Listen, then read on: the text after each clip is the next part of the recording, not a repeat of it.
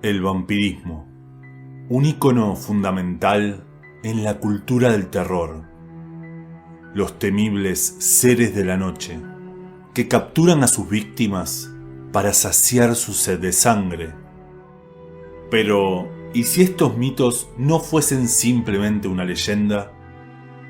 ¿Y si existiese un trasfondo real en estas historias? Bienvenidos, y prepárense para ser testigos del oculto.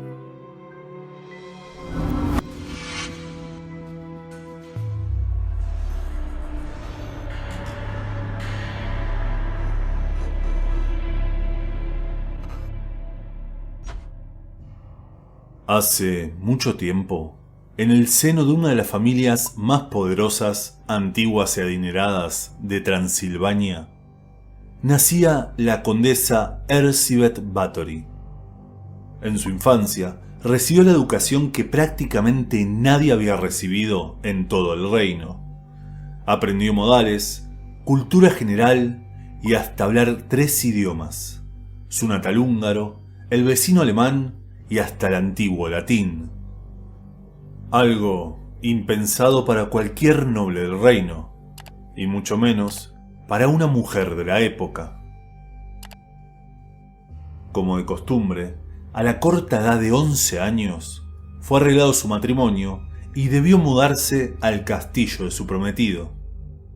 Y finalmente, como estaba previsto, a sus 15 años fue desposada por su primo, el conde Ferenc Nadasdy, hijo de otra fuerte familia húngara, aunque no tanto como la de la joven Elizabeth, por lo que él decidió tomar su apellido, que le brindaría más poder e influencias. A cambio, la joven pareja se mudaría del palacio del prometido, junto a la madre de Ferenc, con quien cuentan que Elizabeth se llevaba bastante mal, y también sus sirvientas, al palacio de la familia Bathory, el castillo Kachitice. Aquellos eran años turbulentos. Las guerras se extendían por todos los reinos de Europa, y siendo su marido un gran guerrero, que incluso por sus proezas en batalla llegó a ser conocido como el Caballero Negro húngaro, la pareja pasaba mucho tiempo distanciada. Sin embargo, se mantenían constantemente en contacto por medio de cartas, donde incluso solían intercambiar ideas de cuáles eran las mejores formas de castigar sirvientes. Cosas de pareja. Fue tanto el tiempo que llevaron separados que incluso tardaron 10 años en tener descendencia, naciendo primero su hija Ana, luego Úrsula, Catalina y finalmente, luego de 23 años en pareja, nacería Pablo, su hijo varón. Dicen que la joven Elizabeth hacía culto de su belleza y solía menospreciar a los demás.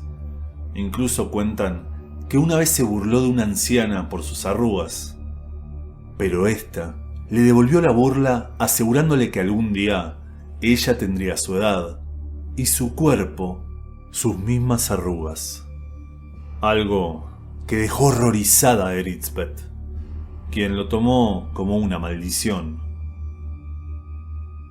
Cuentan que durante aquellos largos años de soledad comenzaron a ocurrir extraños sucesos en el castillo. Muchos de sus sirvientes fallecían en extrañas circunstancias, la mayoría jovencitas menores de edad. Los rumores comenzaron a circular por la ciudad y empeoraron tras la muerte del conde. Finalmente, a sus 44 años de edad, la condesa había quedado viuda, siendo una señora feudal de un importante condado de Transilvania, sin ejército que la defienda, y con una frágil salud mental. Aunque también, en su luto, se dio tiempo para la revancha, exiliando del castillo a su suegra y castigando a las sirvientas que ella tanto defendió. Que los sirvientes de un castillo mueran no era algo anormal. Y de hecho, dicen que la condesa tenía un arreglo con el pastor para darles santa sepultura. Sin embargo, el pastor comenzó a sospechar cuando los cadáveres comenzaron a amontonarse, y muchos de ellos parecía que se habían quedado sin una gota de sangre. Dicen que incluso el castillo comenzó a deshacerse de cuerpos. Algunos aparecían en los arados, otros flotando en el río que desembocaba en la ciudad.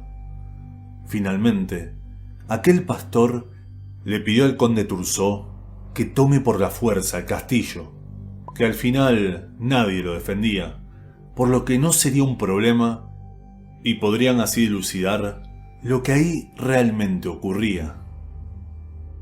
Tal cual lo dijo el pastor, fue lo que el conde encontró: un castillo desprotegido, donde nadie vino a recibirlos, entrando sin resistencia por la puerta principal.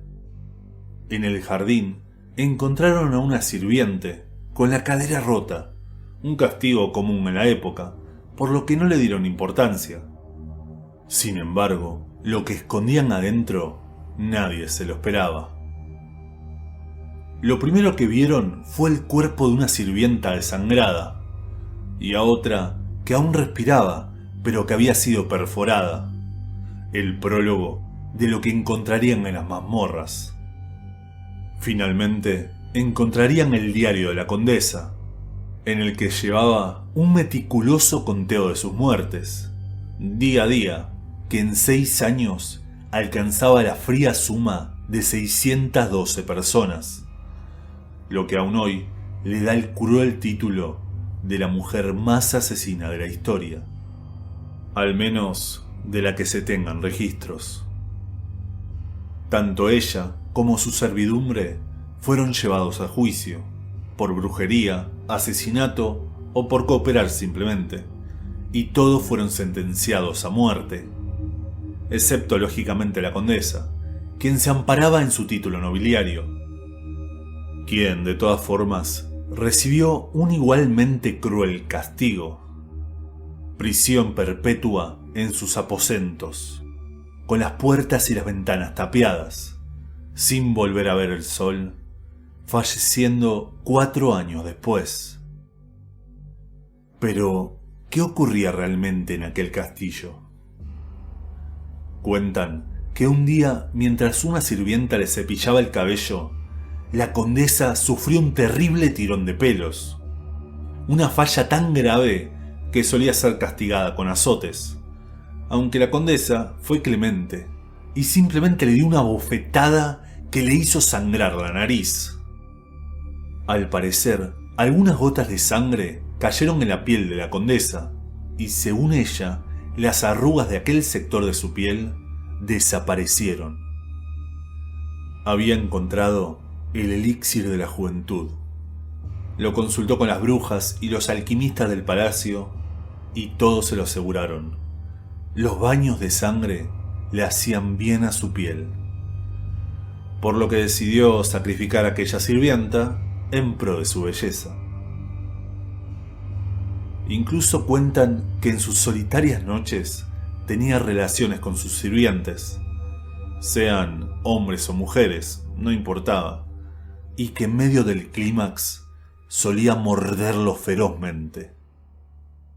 Aquella sed de sangre empeoró tras la muerte de su marido, y dicen que no solo torturaba por placer, sino que llegó a beber la sangre directamente de sus sirvientes, mordiéndoles zonas blandas del cuerpo. Al parecer, su sed fue tan voraz que no alcanzaron las jóvenes del pueblo para saciarla, por lo que comenzó a reclutar a las hijas de los nobles con la excusa de educarlas, lo que finalmente terminó delatándola y llevándola a juicio.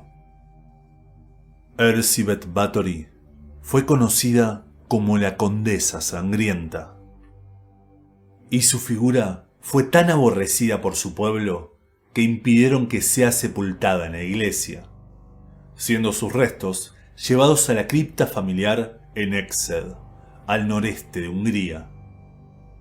aunque afirman que actualmente se desconoce el paradero de sus restos. Sus registros fueron sellados durante más de un siglo, y estaba prohibido hablar sobre ella, siquiera nombrarla en todo el país. Quizá esta historia parezca simplemente la de una psicópata que abusaba del poder e impunidad que le daba su título, su posición social y su apellido. Sin embargo, todo cambia cuando conocemos que fue una descendiente del temible Vlad Tepes, el Empalador, el conocido Vlad Draculea, en el que Bram Stoker se inspiró para crear a Drácula. ¿Será que algo en los genes de aquel linaje los hizo tener esa desesperada sed de sangre? ¿Siguen siendo los vampiros un simple mito? Muchas gracias por su atención y nos vemos en el siguiente.